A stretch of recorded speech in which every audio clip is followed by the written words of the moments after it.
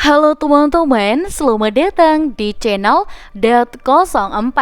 Pada kesempatan kali ini, kita akan membahas sebuah alur cerita film berjudul Kotigoba. Dan inilah alur cerita filmnya. Sultan Pelayak Pakistan Pasarbai adalah penjahat kelas kakap yang berhasil melarikan diri dari India ke Pakistan dengan membawa semua bukti-bukti kejahatan mereka. Tapi salah satu polisi India mengatakan kalau nanti akan ada seseorang yang memiliki keberanian seperti tentara dan akan menghancurkan beserta anak buahnya. Keyakinan itu terbukti karena seorang yang bernama Siva datang dan menghancurkan mereka hingga ia juga mengambil semua uang-uang hasil kejahatan dari Basir dan juga kelompoknya lakukan tersebut.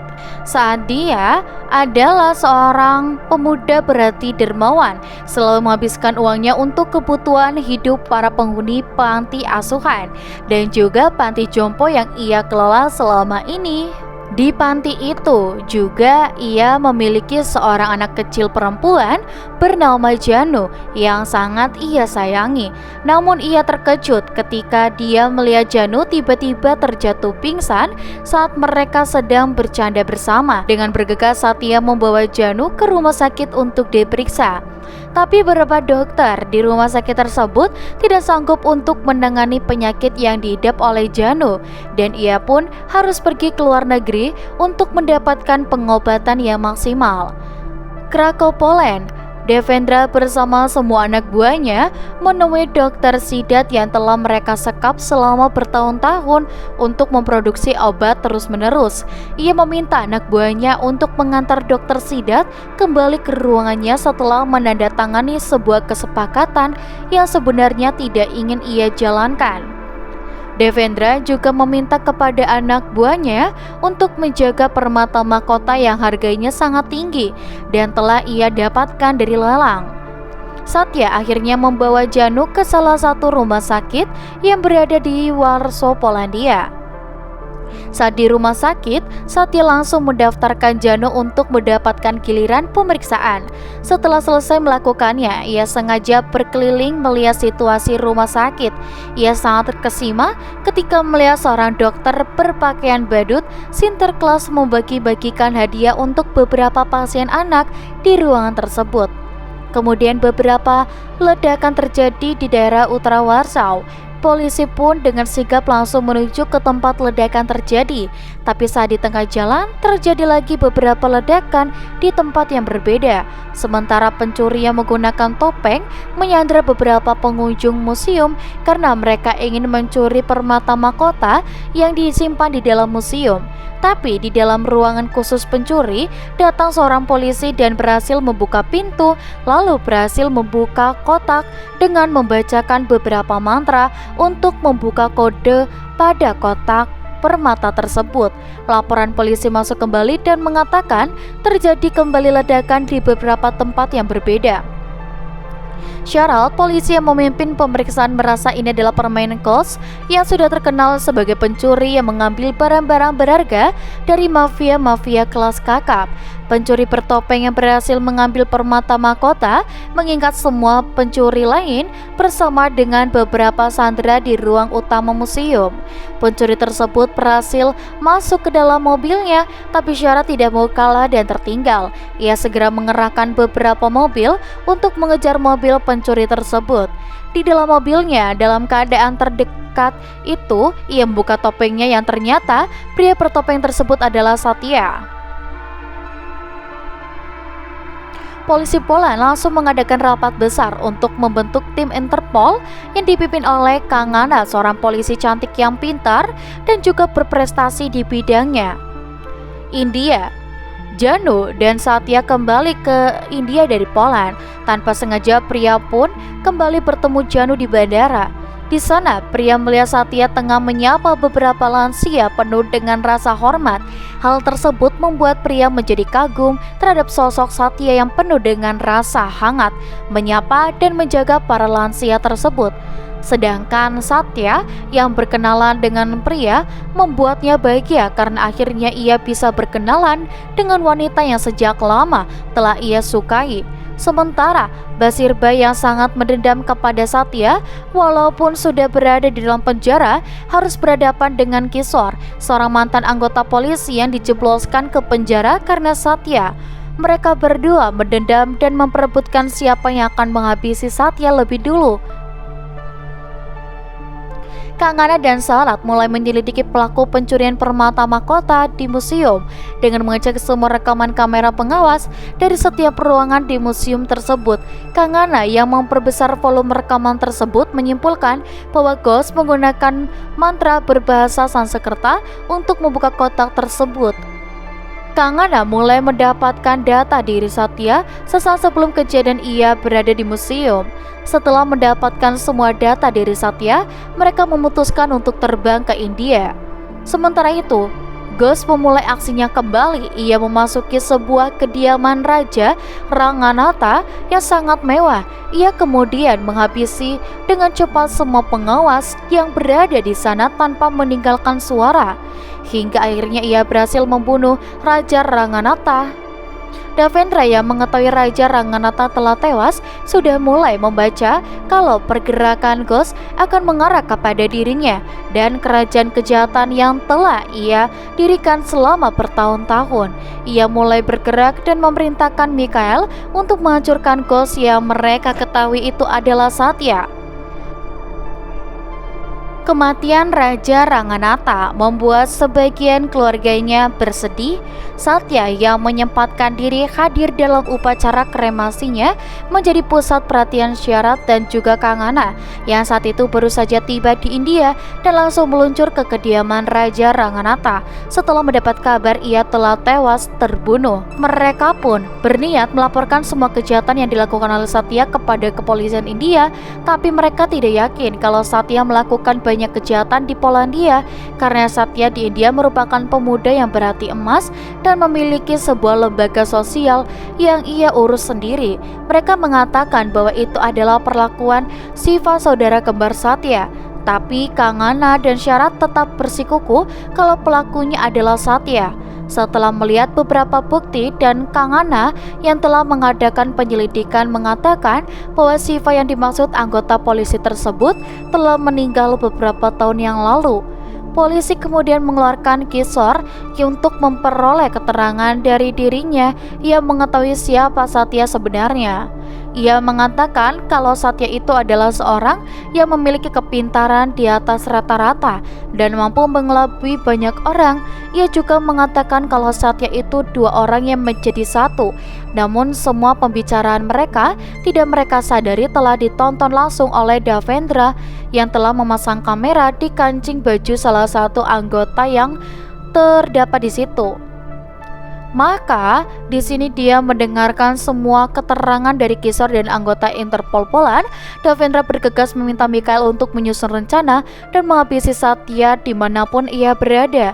Satya memiliki janji temu dengan pria di sebuah restoran besar. Namun semua anak buah Mikhail telah berkumpul mengawasi pergerakan Satya.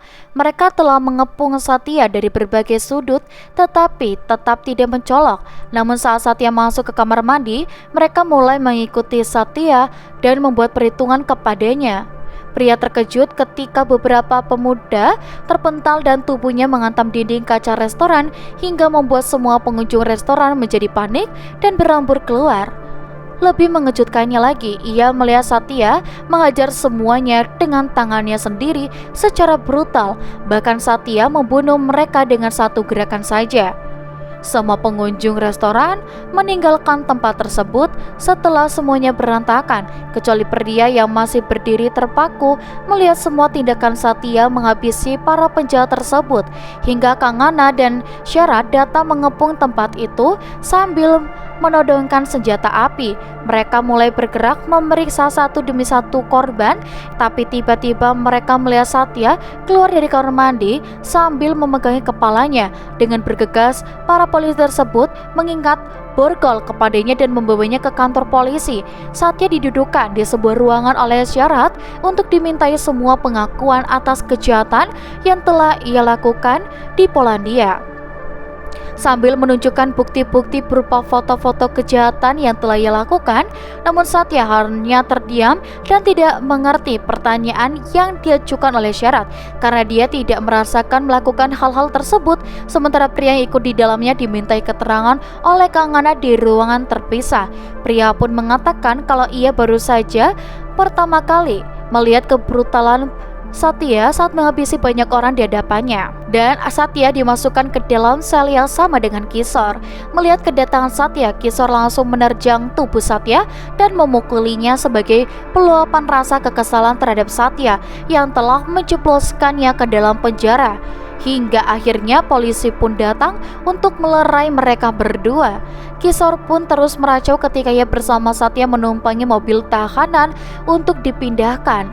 Tapi mereka terkejut ketika tiba-tiba mobil yang mereka tumpangi ditembak dengan senjata pengait. Pintu belakang mobil tersebut terbuka dan membuat mereka terlempar dan terseret. Pengait itu tuh dikendalikan oleh seseorang dari tempat lain hingga mereka pun terlepas dari pengawalan polisi. Satya dan Kishore kembali menemui pria di apartemennya dan berbicara di luar apartemen. Tapi Kangana yang mengetahui pergerakan HP pria segera menyusun rencana penangkapan mereka. Satya terus menjelaskan kepada pria kalau dirinya bukanlah ghost karena ia pun merasakan kejanggalan di tempat-tempat tertentu. Tapi mereka terlambat karena mereka telah dikepung oleh beberapa mobil polisi dipimpin oleh Kangana. Tapi tak lama kemudian muncul sebuah mobil berwarna merah. Mobil itu mempermainkan bannya ke aspal hingga menimbulkan asap tebal menyelimuti tempat tersebut. Dan akhirnya polisi kehilangan Satya, pria dan juga Kishore. Mereka dibawa oleh ghost bertopeng ke sebuah tempat. Namun sesampainya di tempat yang dipenuhi oleh beberapa unit komputer, Satya, Kishore dan juga pria memukuli pria yang wajahnya yang sejak awal bertopeng dibuka dan menunjukkan wajah mirip sekali dengan Satya. Mereka meluapkan kekesalan mereka karena ghost hidup mereka menjadi berantakan dan harus dikejar-kejar oleh polisi.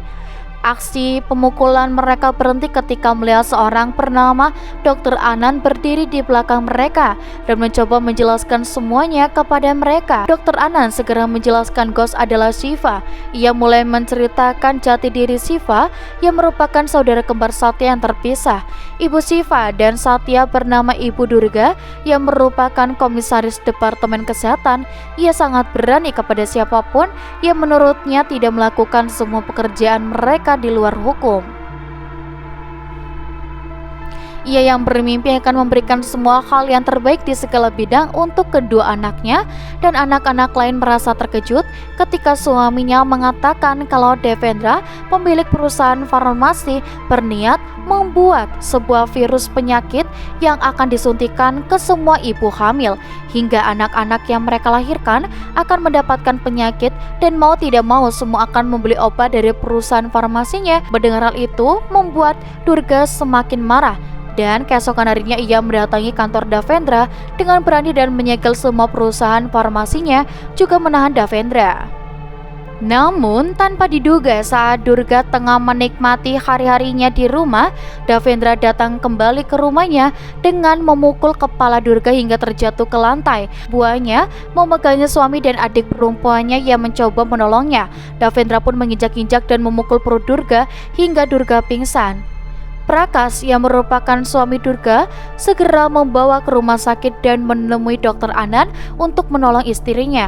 Namun tak berapa lama, saat sebelum sampai di rumah sakit, dia sudah meninggal sebelum mengeluarkan si kembar.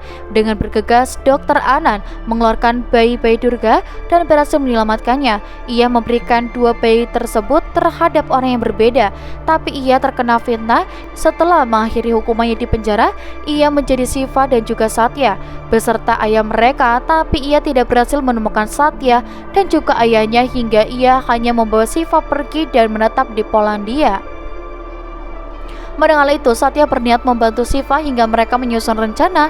Siva yang mengetahui Jet, anak buah Davendra, telah membawa Janu untuk disuntikan virus, meminta Satya mengikuti ambulans yang membawa Janu.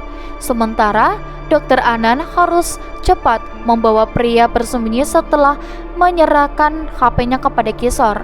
Siva dan Kishore sendiri tetap berada di tempat itu karena mereka yakin anggota Interpol dan juga polisi pasti datang karena mengikuti jejak di HP pria.